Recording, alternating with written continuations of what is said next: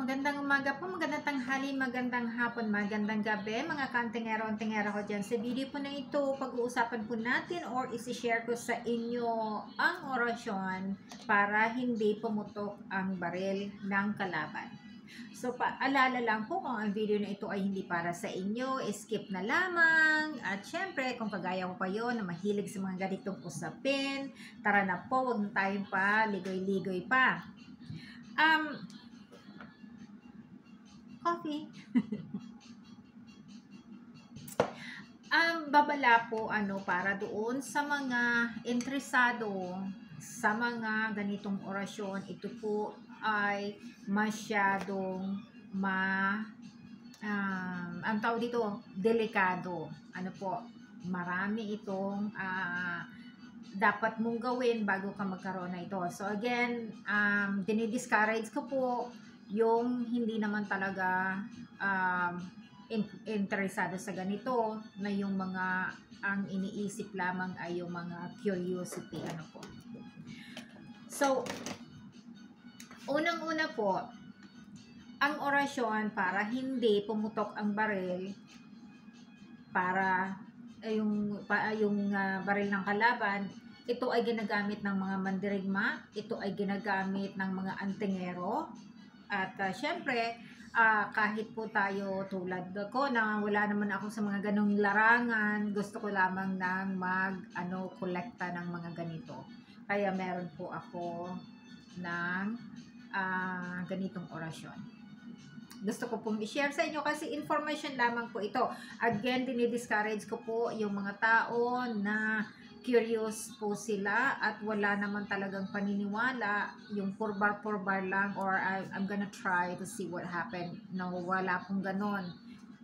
Dangerous po ito. So, hindi ito para sa inyo. So, ang layunin po kung bakit meron ng ganitong mga orasyon, dahil sa ito ay protection laban sa mga sandatang apoy or mga sandatang matatalim or apoy ng kaaway. Ito ay depensa sa spiritual na usapan or spiritual na paniniwala. Paalala po sa paggamit nito, laging simulan sa susi ng pagbubukas. Ito po, ang orasyon po ay laging may susi. Lalong-lalo na po itong orasyon na ang baril. Kung wala pong susi, pagbubukas, hindi po ito gagana ayon sa gusto mo. Kaya importante po ang susi.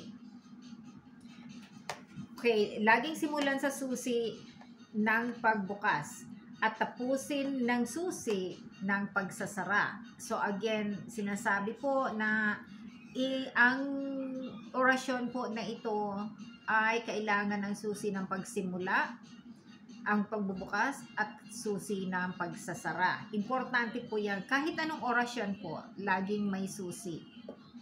Pero po ang susi ay yun ang pinaghihirapan na matanggap o makuha. So, bigkasin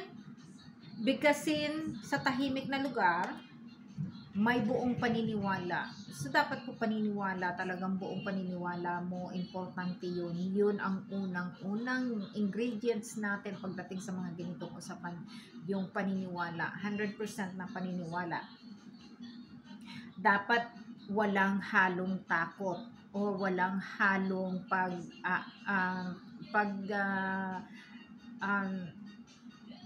paaalangan. Yung halimbawa sinasabi na itry ko nga ito, tingnan natin kung mangyari o hindi.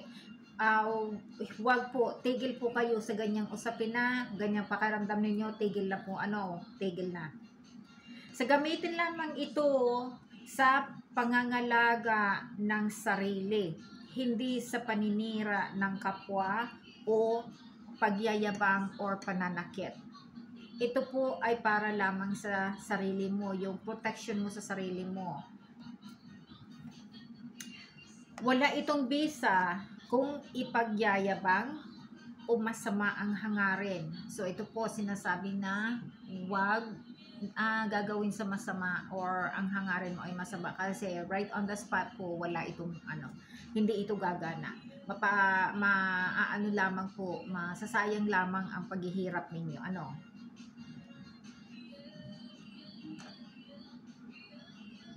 Ito ay paborito kong nakita ko lang, ganito pala ang itsura nitong salamin na ito kapag suot-suot ko. Anyway po. Sa tradisyong espiritual sa ating mga sinaunang paniniwala, ito ay gumagana sa panahon ng kagipitan. So ito po yung paniniwala ng mga matatanda at syempre naman ito ay minana natin sa mga matatanda.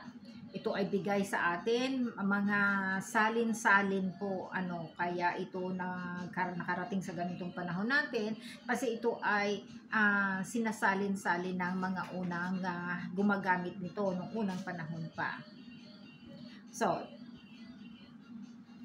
dapat ito ay samahan ng nauukol na agimat, anting-anting, mutya at iba pang kabal kagaya ng kunat balat, orasyon o panlinlang ng kalaban or malikmata. So hindi lang po ito ang kailangan natin. Marami din po na kailangan na idagdag dito kasi kung halimbawa itong orasyon na ito hindi magana, yung kunat balat magagana. Kung hindi yung kunat balat gagana at itong hindi pumutok ang baril, hindi magana, ang gagana yung panlinlang. Yung kasi namamalikmata yung tao. So, kailangan po maraming i-add mo dito kasi maganda na may mga kasabay pa sila para sa ganitong paniniwala. Huwag gagawin o gagamitin kung piloso po. Yan po yung sinasabi ko kanina. Kung piloso po, tigil na tayo. Tigil na po. Para hindi masayang yung oras mo, yung panahon mo. At yung syempre, yung minuto mo. Huwag gamitin kung gagamitin sa masama.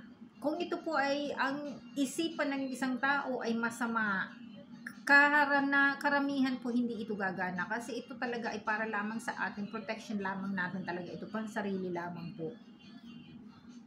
Gagana ito ayon sa paniniwala na sa gaya ng noong unang panahon na paniniwala ng matatanda na kung nasa alanganin kang sitwasyon or kung nasa nagkagipitan lamang ito ay gagana, ito ay mag-aandar. So, sandali lang po. So, again po, huwag gagawin kung ang mga paalala na yon ay na meron kayong ganun pakiramdam, itigil na po. Wag kayong gagawin, wag ninyo itong gagawin. Dinadiscourage ko po yung mga tao na hindi naniniwala sa ganito. Ito po ay hindi para sa inyo. Doon lang po ito sa talagang gusto na karoon ng ganito at magkaroon ng debosyon. Kasi ito po ay mabigat na daladala ng katawan, ito ay dapat gagampanan. So, ang orasyon sa baril para hindi pumutok, ito po ang ibibigay ko sa inyo. At syempre po, bago ko makalimutan ang lahat, huwag kakalimutan na samahan ito ng orasyon ni San Miguel. Yung poder ni San Miguel, kailangan po yon dito sa orasyon na para hindi pumutok yung baril. So, eto na po ang orasyon.